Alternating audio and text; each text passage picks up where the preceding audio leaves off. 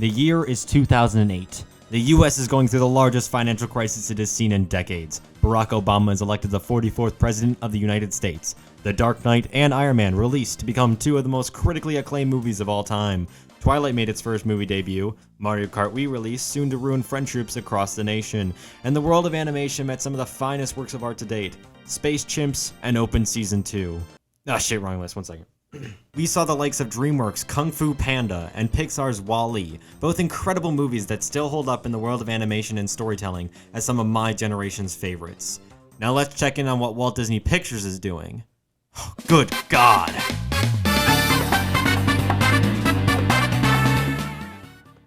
Bolt is a 2008 Walt Disney Pictures animated movie directed by Byron Howard before he would move on to such classic works as Tangled, Encanto, and Zootopia. Considering this is 2008 Disney, it was such a pleasant surprise to have another masterpiece of a movie in the same year as Camp Rock. This is real, this is me, I'm exactly where I'm supposed to be now. Disney had just exited the renaissance of movies like Meet the Robinsons and Chicken Little, as well as seeing extraordinary success in their cable network Disney Channel, ranging from Wizards of Waverly Place to The Sweet Life of Zack and Cody. Bolt came out in a time period I like to call BMVA, or Before Monsters vs. Aliens. Movies that predate the fuck all that became of animated movies being turned into garbage sequels, yet still after things like Spy Kids. Basically, Bolt follows a 7-year-old girl, voiced by Miley Cyrus.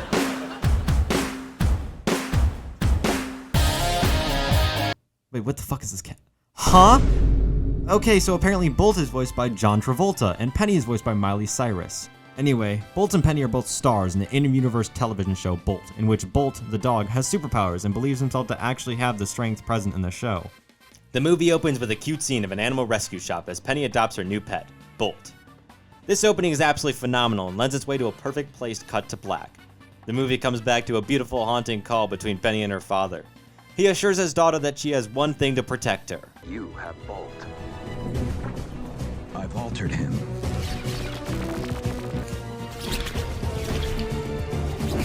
Now.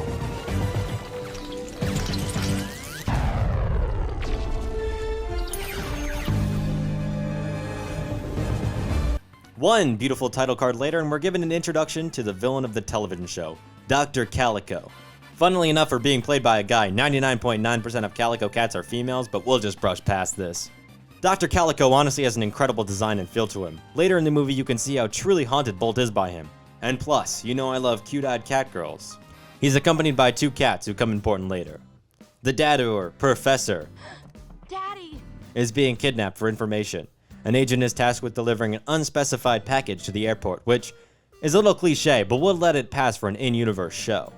I truly do love how incredibly cheesy this show is. It would honestly make an incredible one in real life. I'd pay to watch a Bolt action movie alone. Bolt and Penny get backed into a corner where Bolt has to perform an 11 before 11 was cool car flip to escape. Penny asks the man where Calico is holding her father, to which he finally admits Bolivia, which is just not a real place. As soon as he lets it slip, copters approach from off the bridge, to which Penny and Bolt have to book it. This lends itself to an 4-minute chase scene. After a huge bark from Bolt, the set takes itself apart and reveals the whole beginning cutscene was all part of the set in the show. Now as a kid, this blew my fucking mind. And here we see the tech crews regroup to one of the best scenes in the movie. Speak. Boom mic. We got a boom mic. It's a boom mic. That's sloppy. The dog could have seen that. He could have seen that. Mindy from the network comes in as this snarky executive and gets absolutely destroyed by this GigaChad compassionate film producer. This scene high-key sucks though, because she kinda acts like she owns the place when it's like a very passionate project for these people, so +10, -10, moving on. Perfect. Now here we're introduced to basically the most obnoxious character in the movie, yet still such a perfect one. The asshole producer who is looking out for the actor's interests is just so spot on and a little hypocritical for Disney, but you know, who cares, it's relevant. He also looks like Neil Patrick Harris for some reason. I don't know if that's intentional, but at the same time he's voiced by Greg German, and honestly, this is just uncanny. We're given an introduction to the 2 evil cats in the real world, doing some evil trolling on Bolt, since the dog clearly believes he's actually in a movie. The black cat also happens to be voiced by the one lizard dude from Monster vs. Aliens, so just absolutely killing it in the 2000s. Now at this point in the movie, I need to admit something. I thought Bolt's powers were completely real. Like, I don't know if I was just a dumbass of a dino nugget eating child too busy watching Super Y or what, but I was completely sold on the special effects and the animation. Anyway, Penny gets kidnapped and Bolt starts losing his absolute shit. Like, all of a sudden I'd be trying to prove that I'm not crazy when I knew I wasn't crazy. Right. No, but in all seriousness, this character actually annoys me to death, mainly because he acts like every privileged middle-aged white man, which, I'm on course, baby. There's also these sort of followers of Penny who just look like they're there to hit a quota for the movie. The two cats come back to Bolt's trailer to annoy him again when Bolt is able to make an escape. Clearly distraught and confused about where he is, like my grandpa having another schizophrenic episode, Bolt is sent on a wild goose chase all around the set. Bolt is drawn to a room looping Penny's audio and eventually finds himself falling into a box of packing peanuts. Here we can see who can only be described as Billy Armstrong sealing him up in a box. Mind you, without air holes. Ah, shoot, I forgot air holes. Bolt finds himself stuck in New York City. Don't ask how he got across the country so fast. The only answers I have are drug trading or Amazon Prime. And now Bolt finds himself absolutely lost in this city, which is such a funky premise. You can imagine the fear of being trapped in a city all alone.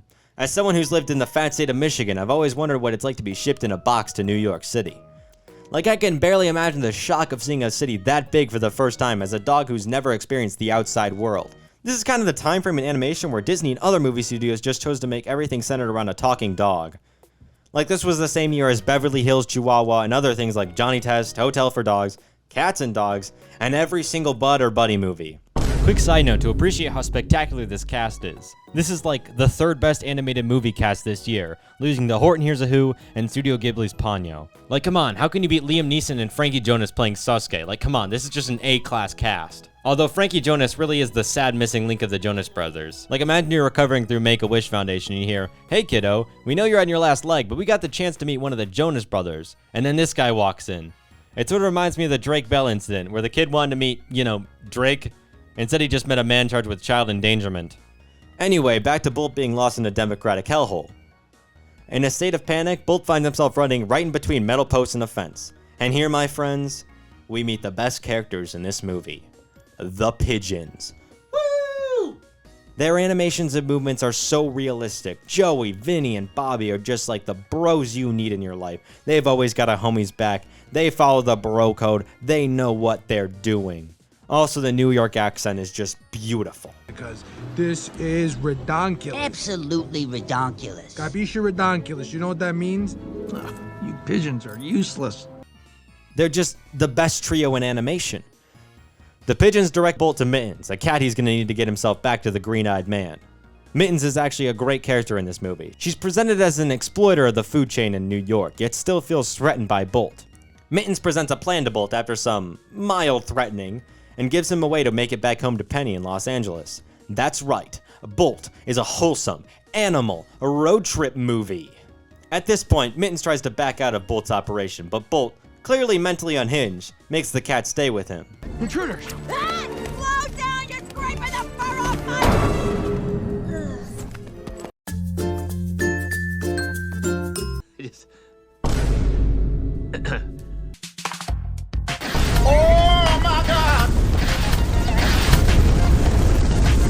Back to Bolt and Mittens. Mittens attempts to basically assassinate the man on sight, to which Bolt responds promptly.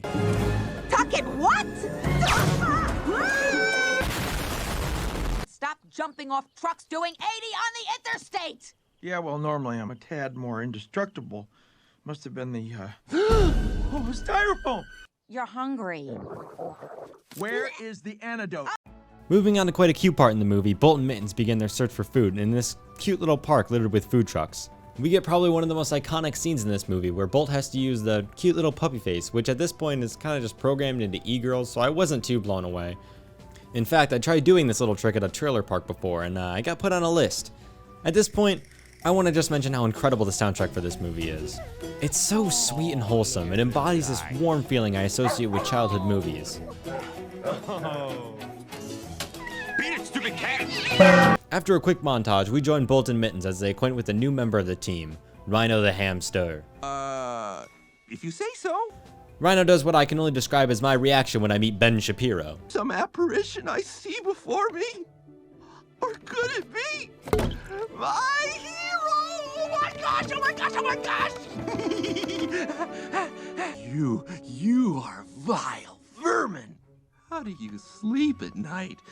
Easy. You're right. We need her alive. Bolt, Mittens, and now Rhino set off for a train. This is where Mittens is able to piece together that Bolt is actually from a television show. You are not a superhero!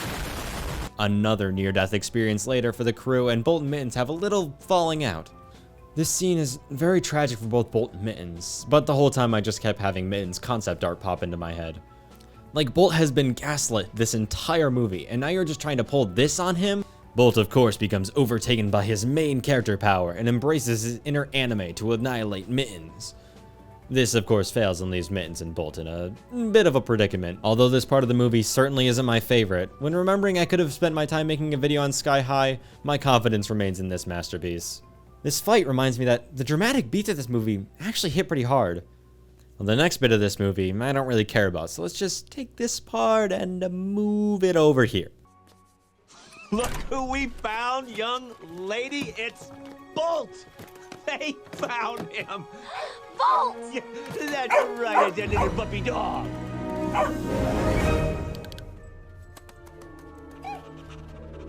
That is not Bolt.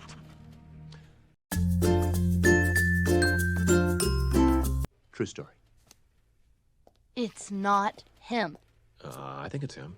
I do. Following up with Bolt and the gang, Rhino sets out on rescuing Bolt and Mittens from the animal control van. Bolt then does an impression of a drunk white girl at a party. I cannot be contained in any container. You quitter! Watch this!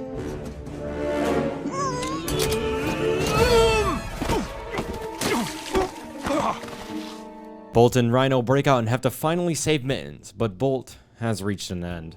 After the argument with Mittens, he's finally accepted that he's powerless.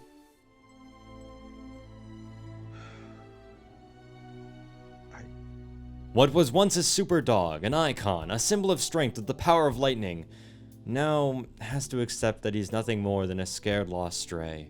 Rhino steps in and gives Bolt the motivation he needs, not as a dog with powers, but as a hero. Bolt and Rhino begin their infiltration of the animal shelter. There it is. There's a guard. I'll snap his neck. Calm down, Rhino. Oh my lord. You came all the way back here? For me? Yeah. But how'd you... I mean, you don't have any superpowers. I know. Really? Yeah. Wow. Crazy day for you, huh? Got my shit, okay. Yep. And then... Oh, fuck, okay.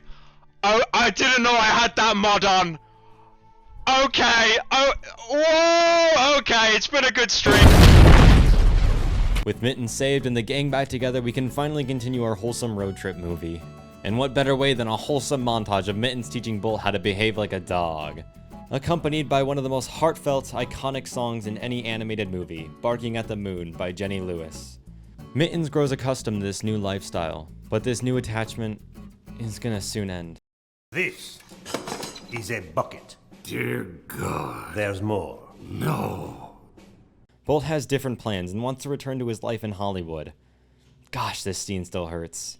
They act like they'll be there forever, and then one day they'll pack up all their stuff and move away and take their love with them and leave their declawed cat behind to fend for herself. Bolt has to leave Rhino and Mittens behind. When your teammate's in trouble, you go. Whether they ask or not, you go. Not knowing if you're coming back dead or alive. You went the other way. You go! Knowing how deep the shrapnel's going to pierce your hide, you go. Bolt returns back to Hollywood and is greeted by two pigeons again who pitched the greatest idea ever.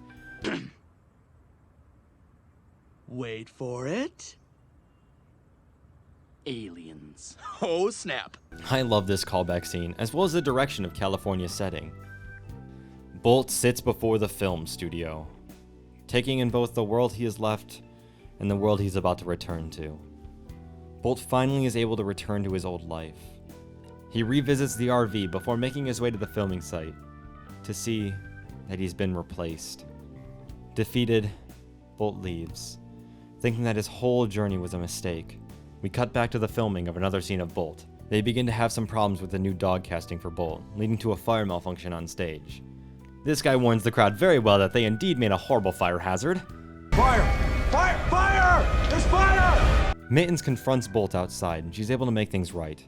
Bolt, Mittens, and Rhino hear Penny and race to the set to rescue her. That building! Bolt?